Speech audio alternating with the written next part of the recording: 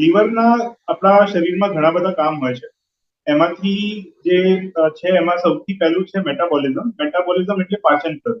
આપણે જે બી ખાવાનું ખાઈએ એમાંથી આપણા શરીરને એ વસ્તુ લાગે એનું કામ લીવર કરતું હોય છે. આપણે જે ખાવાનું ખાઈએ એમાં જે પ્રોટીન મળે, જે ફેટ મળે, જે કાર્બોહાઈડ્રેટ મળે, એ બધાનું પાચન કામ લીવરનું હોય છે. એના સિવાય બીજું કામ છે ડિટોક્સિફિકેશન. ડિટોક્સિફિકેશન એટલે આપણે જે ખાવાનું ખાઈએ એમાં જે કચરો હોય એ સાફ કરવાનું કામ લીવર કરે. એના પછી બીજું કામ લીવરનું હોય સ્ટોરેજનું, એટલે આપણે જે બી ખાવાનું ખાઈએ એમાંથી આપણી બોડીમાં આપણે એક સપોઝ સવારે ખાધું હોય અને પછી સાંજ સુધી આપણે ના ખાઈએ તો એના માટે આપણા બોડીમાં જે એનર્જી જોઈએ એના માટે જે ગ્લુકોઝ સ્ટોર કરવું પડે એ કામ લીવરનું હોય. એના સિવાય જે પ્રોડક્શનનું કામ કરે લીવર, પ્રોડક્શનમાં આપણા શરીરમાં જે રિક્વાયર્ડ વસ્તુઓ હોય જેમ કે પ્રોટીન્સ છે, એવા પ્રોટીન જે આપણા શરીરમાં જે આપણે લોહી રક્તવાહિનીઓમાં જે લોહી જતું હોય એને રક્તવાહિનીમાં પકડી રાખવાનું કામ હોય એ કરે. પછી આપણું લોહી પાતળું ના થઈ જાય એના માટે કોએગ્યુલેશન ફેક્ટર કરીને વસ્તુ હોય એ બનાવે, જેનાથી આપણે નાનું મોટું બી વાગે તો આપણને બ્લીડિંગ ના થાય. એના સિવાય લીવર પિત્ત બનાવવાનું કામ કરે, અને પિત્ત જે છે એ આપણે જે બી ખાવાનું ખાઈએ એમાં જે બી ચરબી વાળું વસ્તુ હોય જેમ કે તેલ થી બટર છે એને પાચન કરવાનું કામ કરે. લીવર બરાબર કામ કરી રહ્યું છે કે નહીં એ જાણવા માટે આપણે જ્યારે બી લીવરને લગતા સિમ્ટમ્સ આવે, એટલે જ્યારે બી આપણને શરીરમાં એવા સિમ્ટમ્સ આવે જેનાથી આપણને ખબર પડી શકે કે લીવર બરાબર કામ નથી કરી રહ્યું, એ સિમ્ટમ્સ છે જેમ કે પગે સોજા આવવા, પીળો થવો, શરીરમાં ખંજવાળ રહેવી, આખા શરીરમાં ખંજવાળ રહેવી, ઇઝીલી બ્લીડિંગ થવા માંડવું, એ બધા જ્યારે સિમ્ટમ્સ આવે ત્યારે આપણે કોઈ બી ડોક્ટર પાસે જઈને લીવરના રિપોર્ટ કરાવી શકીએ અને એનાથી આપણને ખબર પડે કે આપણે લીવર કામ કરી રહ્યું છે નથી કરી રહ્યું. અને એના સિવાય ભૂખ ના લાગવી, વજન ઉતરવું, આ બધા બીજા સિમ્ટમ્સ છે જેનાથી આપણે લીવર વિશે જાણી શકીએ. આપણે જે લીવર હોય એ કોએગ્યુલેશન ફેક્ટર્સ બનાવે. કોએગ્યુલેશન ફેક્ટરનો મતલબ આપણે જે શરીરમાં જે લોહી વહેતું હોય એને પાતળું ના થવા દે, એનાથી આપણે બ્લીડિંગનું રિસ્ક ઓછું થાય. બીજું એ એવા પ્રોટીન્સ બનાવે જે પાણીને રક્તવાહિનીની અંદર પકડી રાખે. જો એ વસ્તુ ના બને તો જે રક્તવાહિનીઓ હોય એમાંથી પાણી બહાર આવવા માંડે અને પગે સોજા આવે એટલે ચામડીની નીચે પાણી ભરાઈ જાય, પેટમાં પાણી ભરાઈ જાય, તો એ સર્ક્યુલેશનને અફેક્ટ કરે અને એ વસ્તુ આગળ જઈને કિડની ઉપર અફેક્ટ કરી છે. પછી મેં જેમ કીધું કે લીવર જે છે એ કચરાને સાફ કરવાનું કામ કરે. આપણે જો લીવર બગડી જાય અને કચરો સાફ ના થાય તો એ કચરો મગજમાં ચડી શકે અને મગજમાં ચડીને એ માણસનું ભાન જતું રહે, માણસ આડી અવળી વાતો કરે, એ બધું થઈ શકે. એટલે લીવર જે છે એ બધા ઓર્ગન્સને એક કાં તો બીજી રીતે અફેક્ટ કરે, જેમ કે મગજને અફેક્ટ કરે, કિડનીને અફેક્ટ કરે, હાર્ટને અફેક્ટ કરી શકે. જ્યારે લીવર બગડે ત્યારે ફેફસાની આજુબાજુ પાણી ભરાઈ શકે. એટલે લીવર ઇમ્પોર્ટન્ટ છે આપણા આખા બોડીના બધા ઓર્ગન્સને બરાબર કામ કરી શકે એના. આપણે આગળ વાત થઈ એ પ્રમાણે લીવરનું જે કામ હોય છે પાચનનું હોય છે, એટલે જેટલી વસ્તુ એવી હોય જેમાં ફેટ વધારે હોય, જેમ કે પેકેજ ફૂડ હોય, તળેલી વસ્તુઓ હોય, એ બધી વસ્તુ આપણે વધારે ખાઈએ તો એનાથી લીવર પર લોડ પડી શકે અને એ જે ફેટ છે અલ્ટિમેટલી જઈને લીવરમાં સ્ટોર થવાનું છે, તેના કારણે ફેટી લીવર થઈ શકે. ઇન ધ સેમ વે જે રિફાઇન્ડ શુગર હોય, રિફાઇન્ડ શુગર શેમાં જોવા મળે? આપણે જે બી કોલ્ડ ડ્રિંક્સ પીતા હોઈએ કાં તો પછી જે બી બેકરી આઈટમ ખાઈએ એ બધામાં રિફાઇન્ડ શુગર વપરાય. આપણે એનું સેવન વધારે કરીએ તો એ બી જઈને અલ્ટિમેટલી લીવરમાં સ્ટોર થવાનું છે અને આગળ જઈને ફેટમાં કન્વર્ટ થાય અને ફેટી લીવર કરી છે. એટલે આપણે મેનલી આ બંને વસ્તુ અવોઇડ કરવી જોઈએ. એના સિવાય આપણે જે લોકો વ્યસન કરતા હોય એમાં બી સ્પેસિફિકલી જે લોકો આલ્કોહોલ એટલે કે જે દારૂનું વ્યસન કરતા હોય એમને આલ્કોહોલ અવોઇડ કરવું જોઈએ. સ્મોકિંગ છે, ટોબેકો ચ્યુઇંગ છે, બીડી પીવું, તમાકુ ખાવું, એ બધું આપણે અવોઇડ કરવું જોઈએ. એનાથી લીવર ઉપર આડઅસર થઈ શકે છે. જે વસ્તુ આપણે ખાવી જોઈએ એમાં આપણે મેનલી જે ગ્રીન લીફી વેજીટેબલ્સ છે એટલે હરા શાક, જે લીલા શાકભાજીઓ છે એ ખાવા જોઈએ. એમાં બી આપણે કેબેજ છે એટલે કે પત્તાગોબીનું શાક છે, બ્રોકોલી છે, એ બધા શાક ખાવા જોઈએ. એના સિવાય નટ્સ એટલે જે બી આપણે ડ્રાયફ્રુટ્સ ખાતા હોય એમાં બી અખરોટ છે એ એવા સ્ટડીઝ છે જે બતાવે છે કે અખરોટ લીવર માટે સારું હોય છે. એના સિવાય જે વસ્તુમાંથી પ્રોટીન મળતું હોય એ બધી વસ્તુનું સેવન વધારે કરવું જોઈએ. જેમ પ્રોટીન આપણને એમાંથી મળે તો કઠોળ છે, ચણા છે, મગ છે, પનીર છે, સોયાબીન છે, એ બધામાંથી પ્રોટીન વધારે મળે. આપણે એ બધી વસ્તુ ખાઈએ તો એનાથી લીવર આપણું તંદુરસ્ત રહે. એના સિવાય આપણે ખાવા પીવામાં નમક થાય ત્યાં સુધી ઓછું રાખવું જોઈએ, કારણ કે જ્યારે લીવર બગડવાનું ચાલુ થાય અને આપણે નમક પૂરતા પ્રમાણમાં લઈએ તો એનાથી બીજા આડઅસર થઈ શકે. એટલે આપણે નમક થાય ત્યાં સુધી ઓછું લેવું જોઈએ.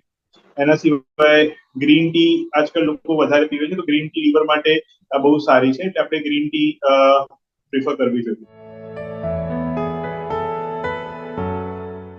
લીવર બગડવાનું આજના ટાઈમમાં સૌથી કોમન જે મોસ્ટ કોમન બે કારણ છે, એમાં ફર્સ્ટ વસ્તુ આલ્કોહોલ છે, જે દારૂ છે, અને સેકન્ડ મોસ્ટ કોમન કારણ છે લાઇફસ્ટાઇલ ડિઝીઝ એટલે ઓબેસિટી, મેદસ્વીતા જે છે એ, ડાયાબિટીસ, બ્લડ પ્રેશર, કોલેસ્ટ્રોલની બીમારી.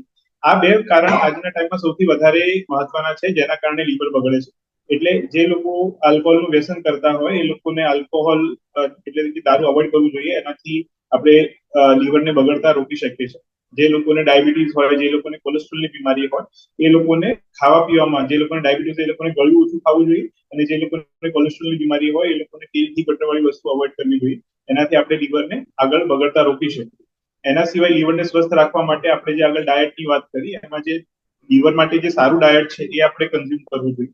અને આપણે ડેલી 30 થી 40 મિનિટ એક્સરસાઇઝ કરવી જોઈએ, જેમાં આપણે સિમ્પલ વોકિંગ કે જોગિંગ બી આપણે જઈ શકીએ. એટલું આપણે કરીએ તો આપણા લીવર માટે સારું.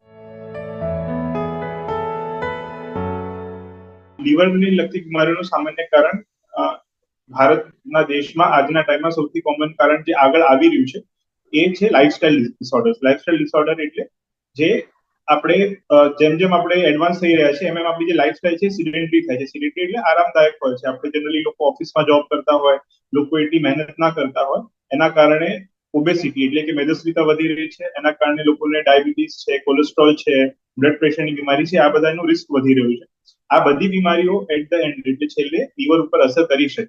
આ બધી બીમારીઓ લીવર ઉપર બી અસર કરે, હૃદય ઉપર બી અસર કરે, કિડની પર બી અસર કરે. પણ આપણે અહીંયા જોવા જઈએ તો લીવરમાં એ બધી વસ્તુ, એ બધા કારણસર ફેટ જમા થતું હોય છે, જેને સામાન્ય ભાષામાં ફેટી લીવર કહેવાતું હોય છે. એ જ ફેટી લીવર જ્યારે અર્લી સ્ટેજમાં હોય, એટલે જ્યારે સ્ટાર્ટિંગ થાય એનું, ત્યારે સિમ્પલ ખાલી ફેટ જમા હોય, એનાથી માણસને કોઈ તકલીફ ના હોય. પણ એ જ વસ્તુ જો 5, 10, 15 વર્ષ સુધી રહે તો આગળ જતા લીવરને પરમનન્ટલી ડેમેજ કરી શકે છે, જેના કારણે લીવર સિરોસિસ થઈ શકે અને એના કોમ્પ્લિકેશન થઈ શકે. બીજી જે મોસ્ટ કોમન કારણ જે ઇન્ડિયામાં છે એ આલ્કોહોલ છે. જે લોકો દારૂનું વ્યસન કરતા હોય એ લોકો સ્ટાર્ટિંગમાં ખબર ના પડે, પણ 5 વર્ષ 10 વર્ષ રહીને ધીમે ધીમે લીવર બગડવા માંડે, અને એના કારણે લીવર બગડી જાય અને પછી એની બધી કોમ્પ્લિકેશન થવા માંડે. એના સિવાય અમુક કારણ જે છે એ હેપેટાઇટિસ છે, એટલે ઝેરી ક્રિયાનો જે વાયરસ હોય, જેને મેડિકલ ભાષામાં હેપેટાઇટિસ બી અને હેપેટાઇટિસ સી કહેવાય. એ બંને વાયરસ એવા છે જે જેનું ઘર લીવરમાં હોય, એટલે એ વાયરસ લીવરમાં રહે એ ક્યારે બી સંપૂર્ણ રીતે સારું ના થાય જ્યાં સુધી આપણે એની દવા ના કરીએ. અને એ વાયરસ જયારે લીવરમાં રહે 5 વર્ષ, 10 વર્ષ, 15 વર્ષ માટે, તો એ આગળ જતા જતા ધીમે ધીમે લીવરને ડેમેજ કરી શકે છે. એના સિવાય જે બીજા કારણ છે એમાં ડ્રગ ઇન્ડ્યુસ, એટલે આપણે જે અમુક દવાઓ એવી હોય જેના આડઅસરના કારણે લીવર ડેમેજ થતું હોય છે. એટલે આપણે કોઈ બી દવા ડોક્ટરના સુપરવિઝનમાં જ લેવી જોઈએ, જાતે ના લેવી જોઈએ. અને જે બી દવા લઈએ એનું એક પર્ટિક્યુલર ડોઝમાં લેવી જોઈએ. એના સિવાય અમુક રેર કારણો હોય છે, જેમાં ઓટો ઇમ્યુન લીવર ડિઝીઝ હોય, એટલે પોતાના શરીરના જે કણો છે એ જ પોતાના લીવરને ડેમેજ કરવા માંડે. અને બીજા એવી બીમારીઓ હોય જેમાં લીવરમાં કોપર જવા થવા માંડે. અમુક બીમારીમાં લીવરમાં આયરન એટલે કે જે આપણે ખાવા પીવામાં જે આયરન લઈએ એ જવા થવા માંડે. પણ એ બધા રેર કારણો છે. એ 100 માંથી 2 કે 3 દર્દીઓને થાય. પણ જે 70-80% લોકોમાં કારણ છે એ લાઇફસ્ટાઇલ ડિઝીઝ એટલે કે ડાયાબિટીસ, બ્લડ પ્રેશર, કોલેસ્ટ્રોલ અને દારૂ, આ બે કારણ સૌથી કોમન છે. લીવરની બીમારીઓના જે લક્ષણો છે એમાં સૌથી કોમન જે કમ્પ્લેન સાથે પેશન્ટ દર્દીઓ આવતા હોય છે એ જોન્ડિસ છે, એટલે કે પીળીઓ. તમારી આંખો લોકોને પીળી દેખાવા માંડે, કાં તો તમારું પેશાબ વધારે પીળો આવતો હોય, કાં તો તમને આખા શરીરે ખંજવાળ રહે, એ વન ઓફ ધ સૌથી કોમન સિમ્ટમ છે.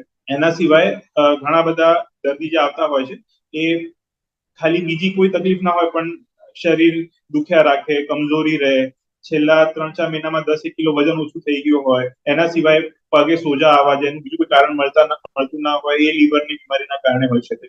જ્યારે આ લીવરની બીમારી ધીમે ધીમે આગળ વધે અને લીવરને પરમનન્ટ ડેમેજ કરવા માંડે, તે પછી વધારે સિરિયસ બીમારીઓ થવા માંડે, જેમાં લોહીની વોમિટ થવી, પેટમાં પાણી ભરાવવું, ભાન જતું રહેવું, કિડની ઉપર સોજો આવવો, એ બધી તકલીફો આગળ જતા થઈ શકે છે. એટલે બહુ જરૂરી છે કે જ્યારે આમાંથી કોઈ બી લક્ષણ દેખાય ત્યારે તરત કોઈ બી ડોક્ટરને કોન્ટેક્ટ કરવું અને લીવરની તપાસ કરાવવી. આપણે જે રીતે વાત થઈ કે જે સિમ્ટમ્સ હોય, જે આપણે આગળ વાત કરી કે લક્ષણો હોય, એ જ્યારે બી એવા લક્ષણો આવે ત્યારે આપણે એને ઇગ્નોર ના કરીએ, આપણે એને ઠીક છે ચાલશે એ રીતે જવા ના દઈએ અને એ બીમારીને લઈને ડોક્ટર પાસે જઈએ અને એની લગતી જે રિપોર્ટો છે જે ડોક્ટર કરાવી આપણે કરાવવી જોઈએ. જેમાં સૌથી મહત્વનો જે રિપોર્ટ હોય છે લીવર ફંક્શન ટેસ્ટ હોય છે. એનાથી આપણને ખબર પડે કે આપણા શરીરમાં પીલિયાનું પ્રમાણ કેટલું છે અને આપણે લીવરનું જે મેં આગળ વાત કરી કે પ્રોટીન બનાવવાનું કામ હોય તો એનાથી ખબર પડે કે લીવર કેટલું પ્રોટીન બનાવી રહ્યું છે. પછી લોહીને ગાઢું રાખવાનું કામ હોય તો ખબર પડે કે લોહી કેટલું કેટલું પાતળું થઈ ગયું છે. એનાથી ખબર પછી સોનોગ્રાફી કરીને જોવું પડે. સોનોગ્રાફીમાં આપણે લીવરને જોઈએ અને આપણને ખબર પડે કે લીવર કેટલું ડેમેજ છે, લીવર ડેમેજ થવાના કારણે પેટમાં પાણી ભરાયું છે કે નહીં, એ બધી વસ્તુઓ સોનોગ્રાફીથી ખબર પડે. એટલે આપણે જ્યારે અર્લી સ્ટેજમાં સિમ્ટમ્સ આવવા માંડે જેમ કે પીળીઓ થવું, કાં તો વીકનેસ લાગવી, કાં તો વજન વધવું, ત્યારે કોઈ બી નજદીકના ડોક્ટરને સંપર્ક કરવો જોઈએ અને લીવર લગતા જે રિપોર્ટ ડોક્ટર કે આપણે કરાવવા જોઈએ.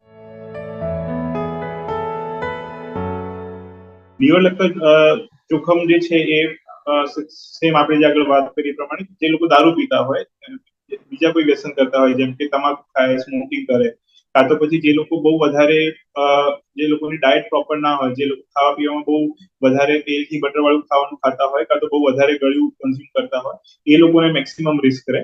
એના સિવાય જે લોકો ડ્રગ અબ્યુઝ કરતા હોય, જે લોકોને પરિવારમાં બીજા કોઈને લીવરની બીમારી હોય, એ લોકોને બી રિસ્ક વધારે રહે. એટલે જ્યારે બી કોઈને કોઈના પરિવારમાં લીવરની બીમારી હોય ત્યારે આપણે જઈને ડોક્ટર પાસે એકવાર કન્સલ્ટ કરવું જોઈએ કે એ બીમારી કોઈ સગા સંબંધીથી આપણામાં આવી શકે કે નહીં. કારણ કે મેં જે આગળ વાત કરી હેપેટાઇટિસ બી અને હેપેટાઇટિસ સી જે ઝેરી પીળીઓ છે એ લોહીથી અને જનરેશન વાઇઝ આગળ જતું હોય છે. એટલે એ સપોઝ કોઈના ફાધરને હોય કાં તો કોઈના મમ્મીને હોય તો એનાથી આગળ એના છોકરાને કે એની આગળના જનરેશનને જઈ શકે. તો એવા લોકોનું રિસ્ક એવા લોકો રિસ્ક ઉપર હોય.